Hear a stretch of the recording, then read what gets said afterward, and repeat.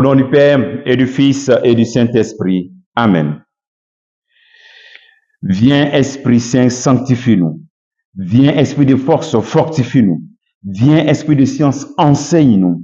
Viens, Esprit de crainte de Dieu, garde-nous. Envoie ton Esprit et tout sera créé et tu renouvelleras la face de la terre. Bien-aimés dans le Christ, en ce 18 décembre, la parole de Dieu qui nous est proposée, extraite de Matthieu chapitre 1er, versets 18 à 24.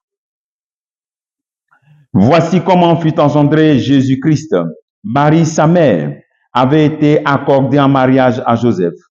Avant qu'ils aient habité ensemble, elle fut enceinte par l'onction du Saint-Esprit. Joseph, son époux, qui était un homme juste et ne voulait pas la dénoncer publiquement, décida de la renvoyer en secret. Comme il avait formé ce projet, voici que l'ange du Seigneur lui apparut en songe et lui dit, « Joseph, fils de David, ne crains pas de prendre chez toi ton épouse, puisque l'enfant qui est engendré en elle vient de l'Esprit Saint. Elle enfantera un fils et tu lui donneras le nom de Jésus, c'est-à-dire le Seigneur sauve, car c'est lui qui sauvera son peuple de ses péchés. » Tout cela est arrivé pour que soit accomplie la parole du Seigneur prononcée par le prophète.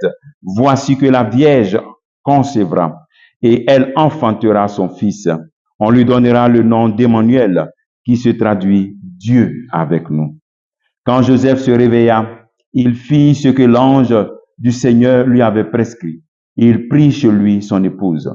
Acclamons la parole de Dieu. Louange à toi, Seigneur Jésus. Bien-aimé dans le Christ, le premier appel que le Seigneur nous fait en ce jour, c'est de contempler Joseph.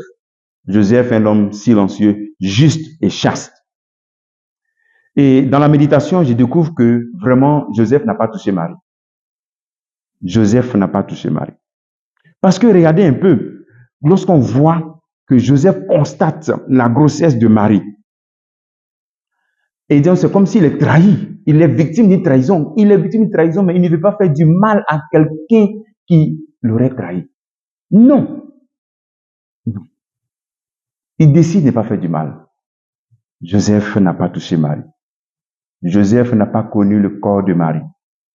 Et donc, Joseph t'appelle aussi à pardonner à ceux qui te trahissent, à rentrer dans le pardon parce que tu es un disciple du Christ. Mais Joseph n'a pas touché Marie parce que, en plus, non seulement il n'a pas fait cela, mais il voulait la renvoyer en secret. Il ne veut pas gâter son nom. Celle qui est enceinte sans que les deux soient allés ensemble.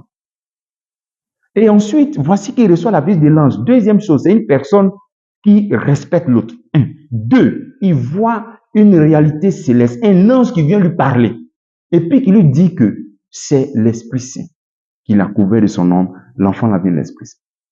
Est-ce que vous pensez que Joseph peut toucher ce corps-là?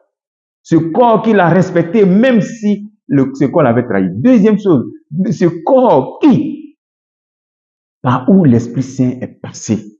Et il y a un envoyé de Dieu qui avait lui parler. Peut-être que toi, tu peux le faire, mais Joseph n'est pas capable de toucher encore ce corps-là. Joseph n'a pas touché Marie. Voici un peu la connaissance, la révélation. On te dit non, les passages bibliques. La révélation de Dieu est plus grande que la Bible. Donc, voici la mission que le Seigneur te donne aussi à toi. Si Joseph a eu cette attitude envers le corps de Marie, il faut que tu apprennes aussi à respecter ton corps, qui est le temple de l'Esprit Saint. Et aussi, tu apprennes à respecter le corps de l'autre, qui est le temple de l'Esprit Saint. C'est-à-dire avoir cette attitude de regard respectueux. Pas parce qu'il y a des désirs sexuels que je dois me laisser aller par mes désirs. Donc, demandez à Joseph la grâce de la pureté, la grâce de respecter mon corps, le temple de l'Esprit Saint. Quand Joseph a pris conscience que ce corps-là, l'Esprit Saint est passé, il n'a pas eu le courage, il ne pouvait pas. Donc, il a vu que sa mission était de garder Marie, de protéger ce corps par où l'Esprit Saint est passé. Est-ce que toi, tu as cette même attitude de protéger, de garder, de donner? Le deuxième appel, c'est le nom de Jésus. Le Seigneur sauve. Le Seigneur sauve. Car il est venu sauver son peuple de ses péchés. Le Seigneur sauve. Celui-ci, Jésus vient pour sauver son peuple de ses péchés. Mais s'il t'a sauvé de ton péché, il l'a fait au baptême. Maintenant, après le baptême, c'est fini. Tu es assis dans le péché. tu ne veux pas voir le Seigneur, pour qu'il te continue de te sauver dans le péché. À chaque célébration eucharistique, le mystère de la rédemption se manifeste. À chaque célébration du sacrement de la réconciliation, le Seigneur veut te sauver de ton péché. Il est venu pour ça. Tu as tenté de parler de Noël, mais peut-être que tu as fait confession pour Noël. Après, c'est fini. Jusqu'en Pâques, quand même. Cette grâce-là, il faut la saisir. Le Seigneur sauve. Il est venu pour te sauver. Il est venu pour te sauver. Saisis cette opportunité. Ne laisse pas le temps passer. Comme action que tu poses à ce jour, c'est de rencontrer le Seigneur et de dire Seigneur, sauve-moi. Et après, va te confesser. Que le Seigneur te bénisse au nom du Père, du Fils et du Saint-Esprit. Amen.